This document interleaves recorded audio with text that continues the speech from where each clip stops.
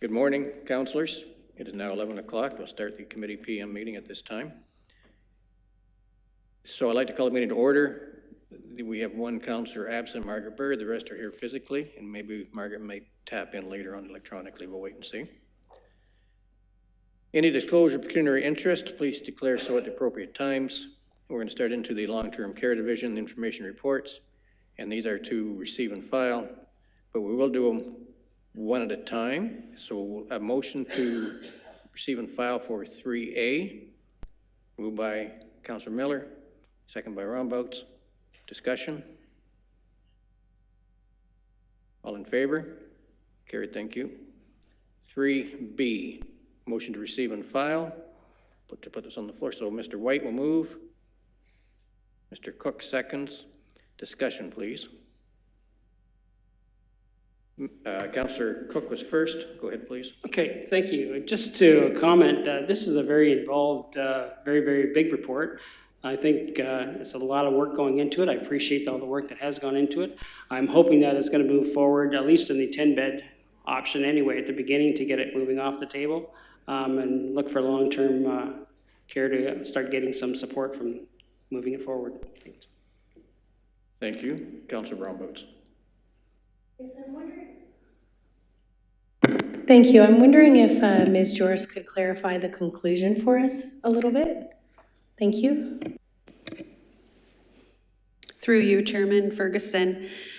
The conclusion I know is a bit up in the air, and there's a couple of reasons for that. One is that we need to look at some other funding opportunities. It was pretty clear when we met with Minister Calandra at AMO that the targets are related to rebuilding the older homes and building new ones. So there was really pretty clear information from that meeting that there would not be redevelopment funding for older A's. I think we can still work with our associations in the ministry on that.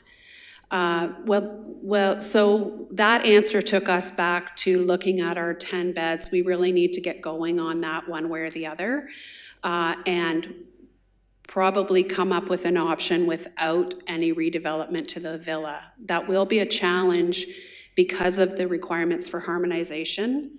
So what the ministry prefers is that the licenses are all the same. So they don't want to license an older A and an A or a B. So we're not really clear on what that would require yet either. They haven't released that document as to what the specific things would be that have to be completed to harmonize older beds and newer ones. So we're really still at the drawing board, and I'm hoping that early in the new year we'll be able to bring you something a little bit more concrete.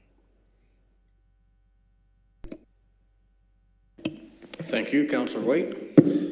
Thank you, Chair Ferguson. So just to follow up on that, this idea of the $70+ million project, at this point, it is just a vision for the future. We have you're not anticipating even going out for design at this point until that announcement is made. Is that correct? Or is it possible that we would just bite the bullet, as mentioned in here, take some risk and proceed? What are your thoughts on that? I think through you, Chairman Ferguson, I think we still have some work to do before we would decide that. There is no funding from the ministry at this point for those older beds. So you will remember we have a 10-year capital plan where we're putting some money away to be able to redevelop that home.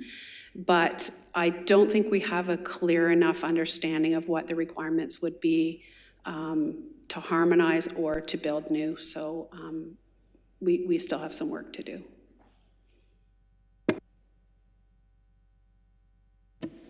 Thank you. Any other questions? All in favor? Carried, thank you. Moving to C, the information report regarding Bill 7, More Beds, Better Care Act. We'll bring a motion to the floor, please, to receive and file. Councillor Veens. Councillor Miller. Discussion, please. All in favor? Carried, thank you.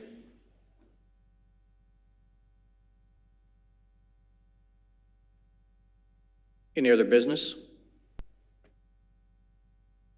Thank you, we'll move on.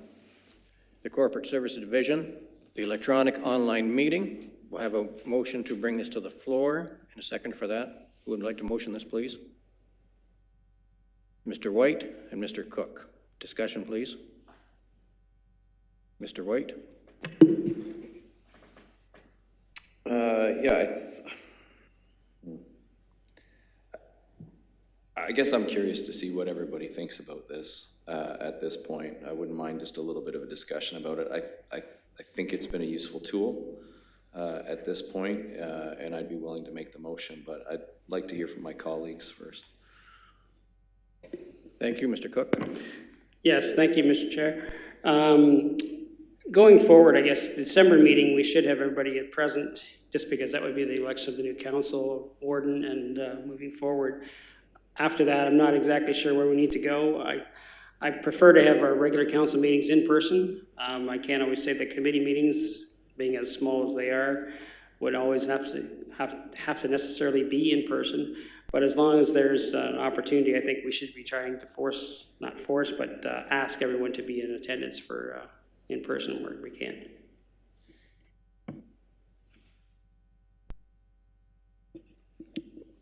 Councillor Wiggins. Thank you, Chair. I would have to agree with Doug. I think if we can possibly make it so that we're here in person, I think it's a lot better. But I understand that there might be circumstances where somebody might still have COVID where that can't happen, and definitely don't want them here if they've got COVID. So I would prefer everybody's here, but if we're going to extend it, I'm all right with that as well. Councillor Rumbouts first, please. Yes, I agree. I think if you have the option to be at home and still be a participant in the meeting, it can be beneficial. At least then you're not having to miss the meeting. Ideally, we would have everybody around the horseshoe again, for sure, but I think to have the option there isn't a bad idea. Councillor Bushy. I have two questions. The first one is, what is the cost for the option? And the second one, how did the morning committee vote? So who would I direct that to? Monsieur Defoe? Thank you. You have the floor, please. Thank you, Chair Ferguson. To Councillor Bushy, in terms of the first question, i.e. the cost of the option, there's no additional cost here.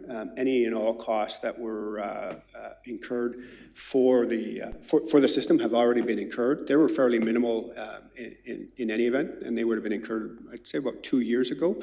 And in fact, they would have been incurred prior to the pandemic, because at one point in time, this council directed us to start streaming your meetings.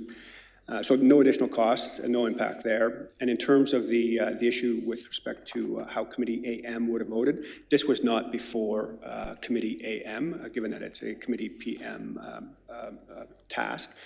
But I can sort of provide a little bit more context as well.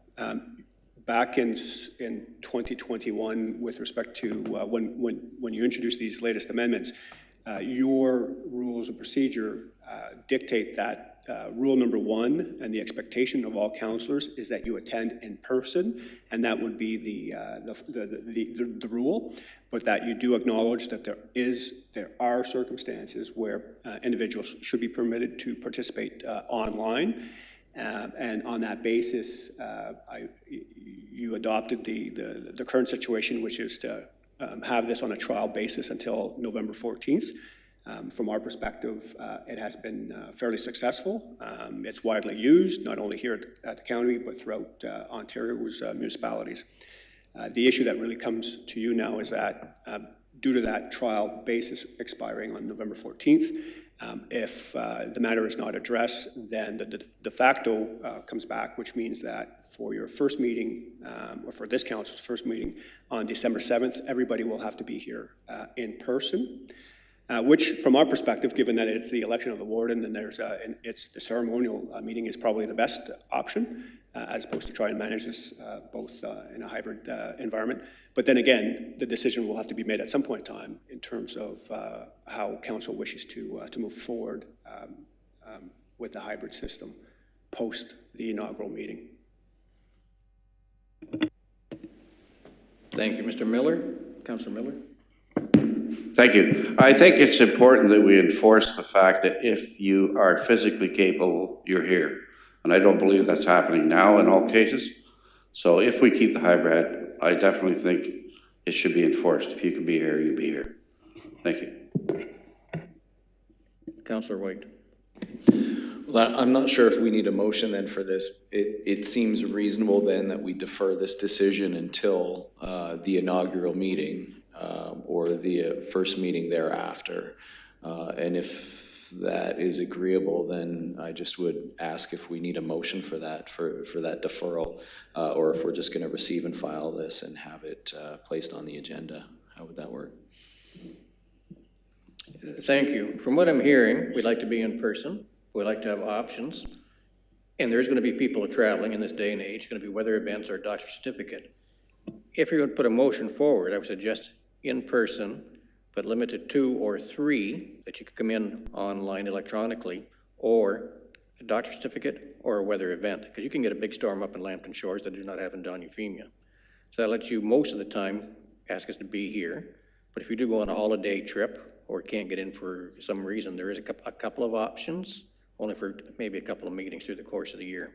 If somebody want to run with that a little bit, to make a motion to do that recommendation at the December, can we make a motion for December 7th meeting, or recommendation? Thank you, Chair Ferguson. If you were to punt this off to December 7th, the first meeting of the next council, you could just table it, and there will be the consequence of that tabling will be as follows. One, the inaugural meeting will occur in person. There'll be no option to participate in an online format, which from our perspective is probably the preferred route. And then at that point in time, that council can then address the substantive issue at hand, which is continued participation or the option to continue to participate in any one of these meetings online in accordance with your rules of procedure. And again, your rules of procedure do speak to the preference being individuals showing up in person. And in terms of the enforcement of that is, given that it's a rule of procedure, would then be really to the chair of the meetings, whether they're the chair of the committee AM, committee PM, and or the warden, depending on the circumstances, to then speak to the members where there's potentially an issue. Thank you, Councillor White. Move to table to December 7th.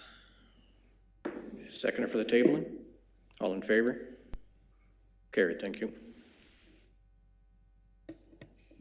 So I want just to clarify that it's tabled, there's no discussion. Will there be a report coming with that, or is it just brought to the floor, period?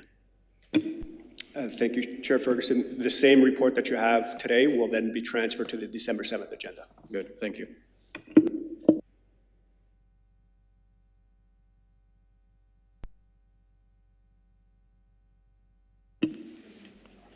Number 5, Finance, Facilities, and Court Service Division. Mover and seconder brings to the floor, and this is another receive and file. Mr. Miller, Mr. Cook, discussion. All in favor? Carried, thank you. Any other business? Hearing none, go to number 6A. Information report on the fee reduction for school-aged licensed child care programs report. Again, this is for a receive and file. Mover and a seconder, please. Councillor Rombouts, Councillor Marriott. Discussion? All in favor? Carried, thank you. This one, B, will require a motion. This is the National Housing Strategy Funding Report. And at the bottom, you see that there is an A and a B, just to be aware of that. Mover and a seconder, bring it to the floor, please. Mr. Veens and Mr. Cook. Discussion, please.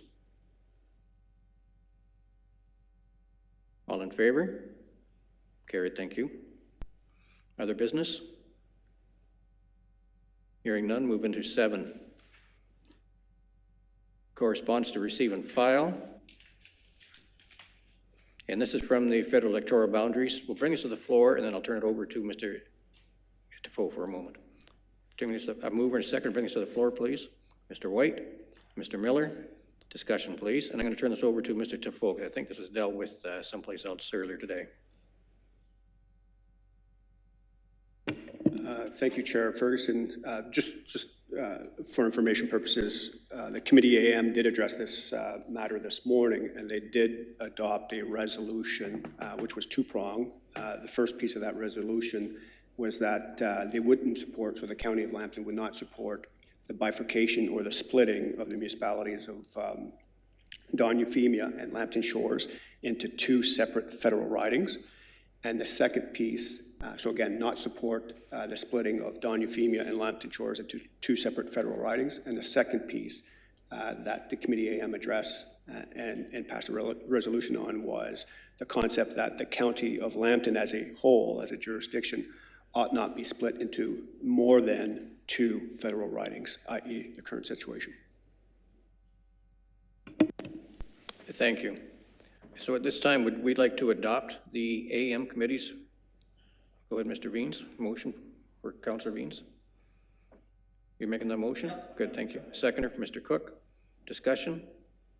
All in favor? Carried, thank you. There is no in-camera. And any other new business we should adjourn, discuss? Motion to adjourn, please. Mr. Miller, all in favor? Carried, thank you.